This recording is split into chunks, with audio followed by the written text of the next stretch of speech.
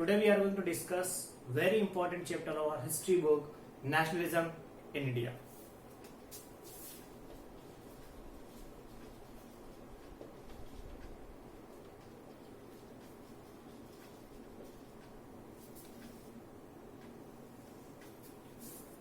Nationalism in India ये एक ऐसा चैप्टर है जो आपके ग्रेड 10 के सबसे ज्यादा वेटेज रखता है एग्जाम में।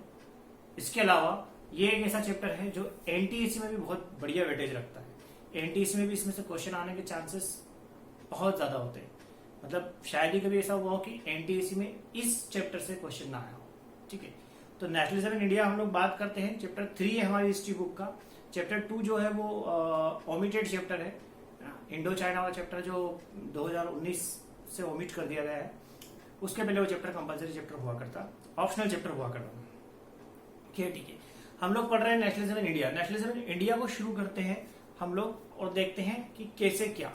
तो सबसे पहले हम लोग जानते हैं ये वर्ड नेशनलिज्म। नेशनलिज्म है ना, this word we have already studied in the chapter 1 nationalism in Europe.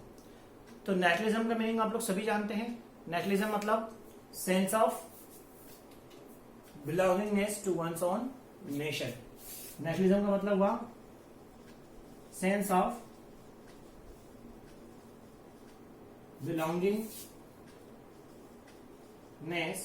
To one's own nation. अपने देश, अपनी कंट्री, अपने नेशन, अपने राष्ट्र के लिए अपना अटैचमेंट, अपनी फीलिंग्स है ना, कि हाँ ये मेरा देश है, उसे हम बोलते हैं नेशनलिज्म। समझ में आ रही बात? पक्का? और यहां पर हम कौन सी कंट्री की पढ़ रहे हैं? इंडिया का। तो ये नेशन मतलब कौन सा? इंडिया।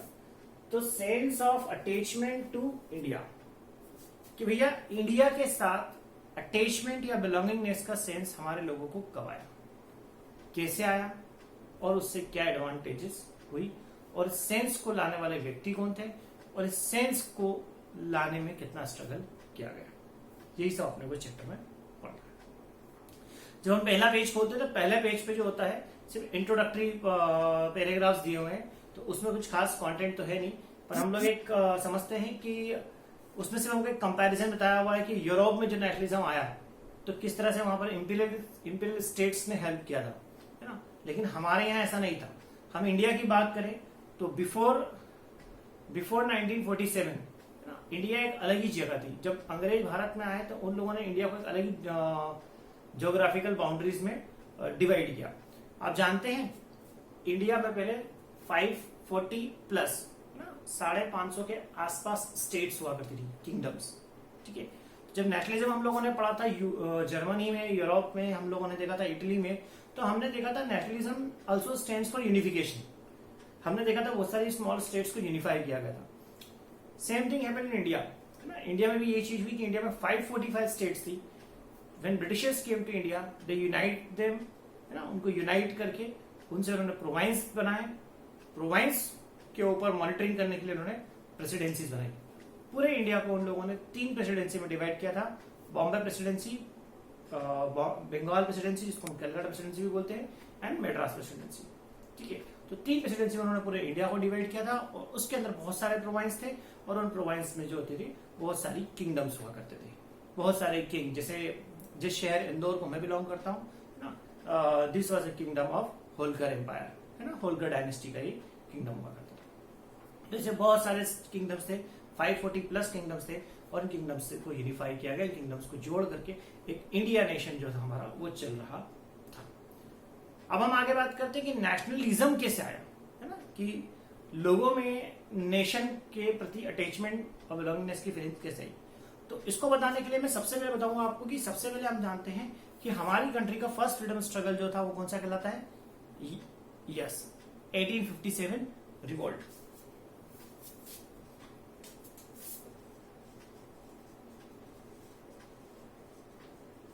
Revolt of 1857। तो रिवॉल्ट ऑफ 1857 हम लोगों ने पढ़ी थी, और हम लोगों को पता था कि this was the first war of independence. अब ये स्ट्रगल जो पहला स्ट्रगल था ये फेल हुआ था, एवरीबडी नोज दैट। तो what were the reasons? Let us see. तो सबसे हम लोगों को तरह तरह के रीजन हम लोगों ने, जब हम लोगों ने 8th क्लास में चैप्टर पढ़ा तो हमने देखे थे पॉलिटिकल रीजन, इकोनॉमिकल रीजन, ये रीजन वो रीजन, सबको साइड में रखते हैं। और मैं आपको बताता हूँ बढ़िया सा रीजन। देखो, एक तो सबसे पहली बात, अब आप बोलोगे कि सर उनकी जो थी बोले आर्मी के पास में फैसिलिटीज बहुत अच्छी थी, मॉडर्न वेपन्स थे, हम लोगों के पास नहीं थे। मान ली, उस बात को भी साइड में कर दो। आपको पता है जितने भी लोगों ने फाइट किया था, जितने भी हमारे से स्ट्रगल कर रहे थे, उनके कॉज क्या थे? Cause of struggle, cause of struggle क्या था? हा? जी, जैसे झांसी की रानी लड़ रही थी तो उनका कॉज ऑफ स्ट्रगल था झांसी, है ना? नाना साहेब जो थे वो कानपुर के लिए लड़ रहे थे, है ना? पेशवाई पोजीशन के लिए लड़ रहे थे। तो आपने अगर देखा है तो 1857 रिवोल्ट में सारे ही लोग अपने अलग अलग पर्पस पे, अलग अलग एम्स पे, अलग अलग कॉज की वजह से लड़ रहे थे। यही तो हमारी कमजोरी थी, समझ रहे हो, है ना? तो first thing, no common cause, कि कॉमन कॉज नहीं था फिर लड़ने के लिए। सबकी अलग अलग कहानी थी। किसी को पेंशन चाहिए थी, किसी को अपने बच्चे को राजगद्दी दिलवानी थी, किसी को अपनी मातृभूमि की, अपनी पर्टिकुलर किंगडम की रक्षा करनी थी, ना? Nobody was fighting for India, nobody was struggling for the nation, है ना? तो ये एक बड़ी बात थी, अगर आपको समझ में आ रही है ये चीज तो, है ना? तो कहीं ना कहीं लोगों में ये भावना भी थी कि भैया हमें देश को बचाना है। सब लोग अपने अपने किंगडम को बचाने के चक्कर में लगे हुए थे। और सबसे बड़ी बात तो सब लोग ये चाहते थे बस कैसे भी करके अंग्रेज जो है उनको थोड़े से ज्यादा अथॉरिटीज दे दे बस, है ना? मतलब उनका पर्टिकुलरली ये पूरा ऑब्जेक्ट टारगेट भी नहीं था कि अंग्रेज छोड़ के चले जाए भारत को, है ना? वो टारगेट भी नहीं था। तो मैं बोल रहा हूं कि नो कॉमन कॉज, कि कोई कॉमन कॉज नहीं था, ठीक है? और दूसरी बात आपने अभी देख ली कि सब लोग अपने अपने किंगडम के लिए लड़ रहे थे, मतलब no attachment to India, nation के प्रति अटैचमेंट नहीं था, है ना? उनके अटैचमेंट का किस चीज के लिए थे? The attachments were for their own kingdom. तो अल्टीमेटली व्हाट, ये दोनों चीज क्या बात रिफ्लेक्ट करती है कि कहीं ना कहीं there was absence of nationalism. क्या बात करती है कि 1857 की रिवॉल्ट अगर हम लोग हारे हैं, अगर हम लोग डिफीट हुए हैं, if we could not win the 1857 revolt, so there is only one cause for that, and that is absence of nationalism. कि nationalism missing था भाई साहब, common cause नहीं था, तो यूनिटी नहीं थी, है ना? यूनिटी नहीं थी तो we were not seen powerful in front of them, before them, है ना? वरना आप देखिए ना वो कितने थे, their numbers we could count them up, है ना? और हमारी आर्मीज कितनी बड़ी हुई थी, ठीक है? Still we could not win, बस क्योंकि लोगों में अटैचमेंट ही था। अब आप बोलोगे सर ऐसा नहीं है सर, वो हमारे यहाँ के लोगों ने जो बोले बिट्रे किया, चीट किया, तो भैया बिट्रे क्यों किया, चीट क्यों किया? Because of the absence of nationalism. समझ में आ रही बात? क्लियर है? ठीक है। तो ये हुआ हम लोगों का 19th सेंचुरी, क्योंकि 19th century we revolted against the Britishers with the 1857 revolt and we were defeated because of the absence of the nationalism. ये सेंटेंस आपको याद रखना है। समझ में आ रही बात? आगे बढ़ते हैं। तो अब नेशनलिज्म कब आया? तो नेशनलिज्म कब आया? तो नेशनलिज्म साहब आपका हमारे देश में आया 20th सेंचुरी में, है ना? ठीक है, 20th सेंचुरी में, या यूं कहें फर्स्ट वर्ल्ड वॉर के बाद, या यूं कहें 1920s के बाद, या यूं कहें गांधी जी के आने के बाद, है ना? हमारे देश में आने के बाद, मतलब साउथ अफ्रीका से स्ट्रगल करके वापस आने के बाद, ठीक है? तो अब हम लोग इस चैप्टर में जो देखने वाले हैं, हम इस चैप्टर में देखने वाले हैं कि कैसे हमारे यहाँ पर 1920 के बाद में स्ट्रगल जो था वो लीड हुआ, कैसे हम लोगों ने लोगों को यूनाइट किया, कैसे नेशनलिज्म को लेकर के आए, और कैसे इस देश को जो है आजादी मिली। शायद आजादी तक तो नहीं पढ़ेंगे हम लोग, हाँ, पर हम यहाँ तक जरूर पढ़ेंगे कि कैसे हम लोगों ने स्ट्रगल को फॉरवर्ड किया। ठीक है, तो शुरू करते हैं। तो जैसे ही हम लोग हमारी बुक खोलते हैं, पहला पेज इंट्रोडक्टरी पेज होता है, हम लोग पहले ही पढ़ चुके हैं। अब हम आते हैं सेकंड पेज पे, पेज नंबर 54 है शायद बुक का, और उस पेज पे हम लोग हमारा चैप्टर जो होता है मेनली स्टार्ट करते हैं, है ना? हमारा जो फर्स्ट हेडिंग है चैप्टर बुक में, वो फर्स्ट हेडिंग हमारी होती है first world war, Khilafat and non corporation.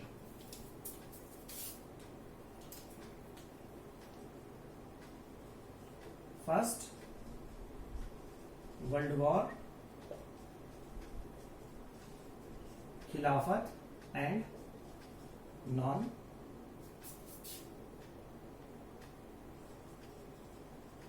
Corporation.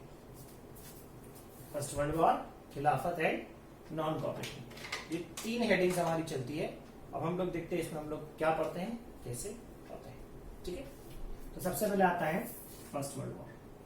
तो फर्स्ट वर्ल्ड वॉर की बात करें तो आप लोगों को बताइए फर्स्ट वर्ल्ड वॉर किसके बीच में लड़ी गई थी जी।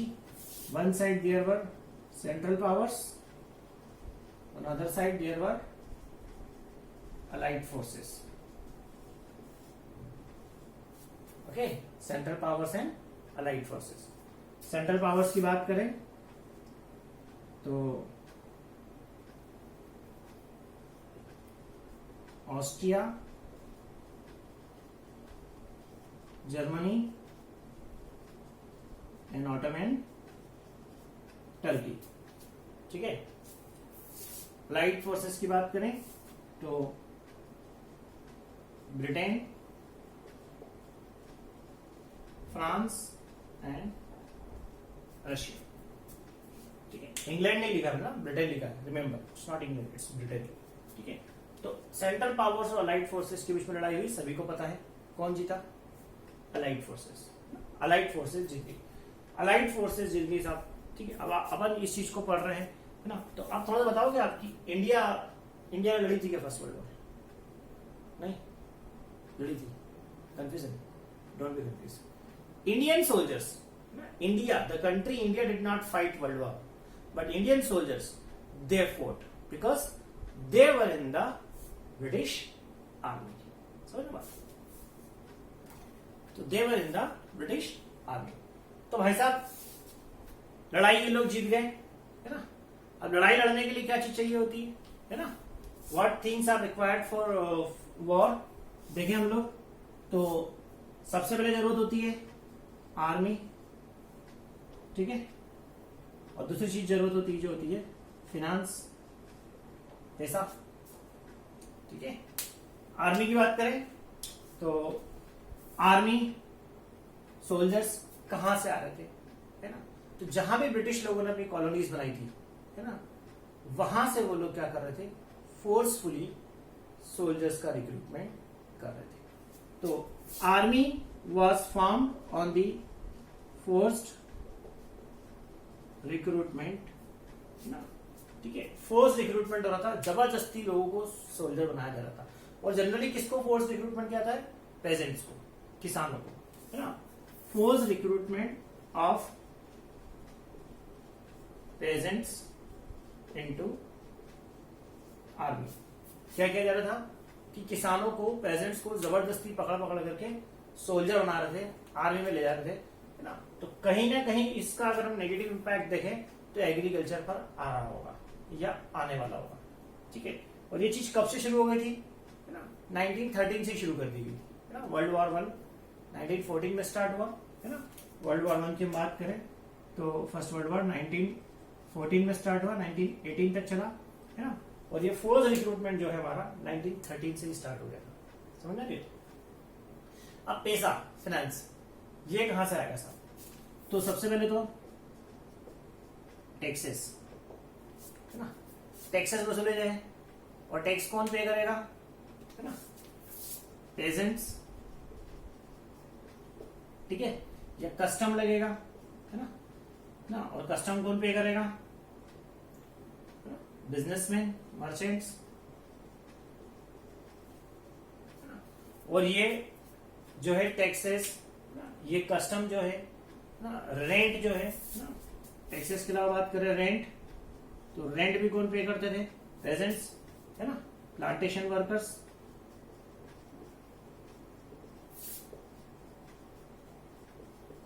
ये लोग पे करते थे। तो ये जो चीज थी, ये टैक्स, ये रेंट, ये कस्टम ड्यूटी, ये जो पैसा जनरेट हो रहा था, ये कहां से आ रहा था, कहां से आ रहा था, एग्जैक्टली कॉलोनीज से। कहां से आ रहा था, फ्रॉम कॉलोनीज, लाइक इंडिया, समझ रहे हैं, इंडिया जैसी कॉलोनीज से ये पैसा जा रहा था। ये आर्मी, ये फाइनेंस, ये सारा वर्ल्ड वॉर 1 जो लड़ रही थी ब्रिटिश आर्मी, ये किसके बेस पे लड़ रही थी, टैक्सेस, रेंट, कस्टम ड्यूटीज, ये सारी जो हमारे देश से बढ़ रही थी उसके बाद। ठीक है, अब इन चीजों में टाइम लगता है टैक्सेस वसूलने में, तो टेम्परेरी उन लोगों ने और क्या कर रखा था ना, they had also taken war loan, है ना, उन लोगों ने वॉर लोन्स भी लिए थे, sorry, they had taken then borrowed some money ना from rich countries of that period. बिल्कुल सही जा रहे हो आप लोग, है ना। एक ही ऐसा देश है जो हमेशा दूसरे लड़ते रहते तो बढ़िया मस्त बैठ के मजा लेता है ना, तो दैट वाज यूएस, अमेरिका। तो अमेरिका जो था ऐसे लोगों को, लड़ने वाले लोगों को पैसा देता था, लोन देता था, बोले आप लड़ लो, चल लगा, है ना। तो वॉर लोन्स भी ले रखे थे, and to repay these war loans, है ना, definitely after the ending of the world war a kind of burden was supposed to come on the colonies like India. समझ आ रही बात क्या है? समझ में आ रही बात? तो क्या हो रहा था कि फर्स्ट वर्ल्ड वॉर जब लड़ी गई तो ब्रिटिश लोगों ने they had taken huge amount as war loans from other countries, है ना। They had increase, and in order to pay those war loans they had increase the taxes, okay, custom duties, and started taking higher rent from the peasants and plantation workers. Okay, the people started struggling very hard. और यहाँ पर question generate होता है साहब आपका, एक बहुत ही बढ़िया क्वेश्चन जनरेट होता है ना, लिखेंगे आप लोग, how did the first world war create political and economical situation that led to the nationalism in India, or we can say that led to the national movements in India. Getting it?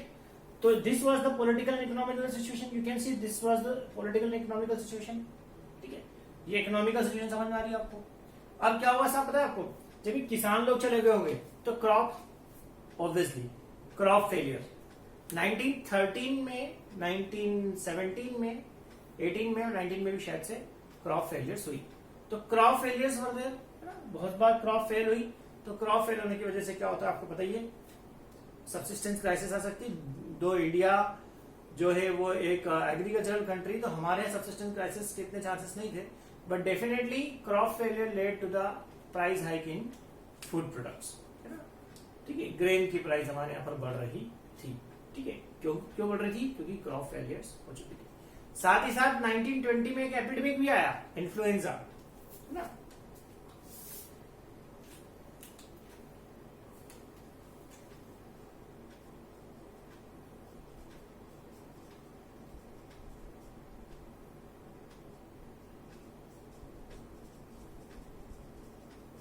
ये आ गया साहब 1920 में। ठीक है, और क्या बताया मैं आपको? क्रॉप फेलियर्स हो गई। क्रॉप फेलियर्स होने से क्या हुआ? फूड ग्रेन्स प्राइसेस जो थी वो क्या हो गई? रोज बढ़ गई। और जब फूड ग्रेन की प्राइसेस रोज बढ़ गई, है ना, और जब इन्फ्लुएंजा आया हुआ है, लोग एक्सपेक्ट कर रहे हैं कि गवर्नमेंट उनकी हेल्प करे, और गवर्नमेंट उनकी हेल्प करने के बजाय उनके ऊपर टैक्सेस बढ़ा रही है, प्राइसेस बढ़ा रही है, तो people around the country they filled with the anger against the Britishers. समझ रहे आप? तो लोगों में बहुत भारी मात्रा में गुस्सा आ गया। People had great anger against the Britishers ना, because of all this things. तो ये आपका एक क्वेश्चन आता है कि how did the first world war create a political and economical situation that lead movement in India? So the people got angry with the measures taken by the British in India after the first world war. The first world war won by Britishers was fought on the money taken as a war loans from other countries, as well as taxes and custom duties that they were collecting from various colonies. In order to pay these war loans back, they started increasing the taxes, custom duties and rents. Moreover, they started raising the prices of goods imported from Britain. In 1920, an epidemic influenza occurred, which actually took away many lives. I think the figure goes in crores. Okay, and because of that, people had more expectations from the British government. They started seeking help from the British government. Other than this, there were crop failures in India, and because of that, the food grain prices were also rising. All these things together packed and gave or filled the Indian peasants and the other people with huge anger, great anger against the Britishers. So this is how the economical and political situation were laid down by the First World War for initiating or increasing the national movement in India. Is this clear? So this was basically introduction of chapter 3 of our history book. Okay, first question भी हम लोगों ने किया है first page का. अब हम लोग जो है आगे चल करके कंटिन्यू करेंगे कि कैसे और किस तरह से हमारे देश में जो है मूवमेंट्स आगे बढ़े. ठीक है, तो हम लोग ये बाकी चीजें जो है नेक्स्ट लेक्चर में लेते हैं.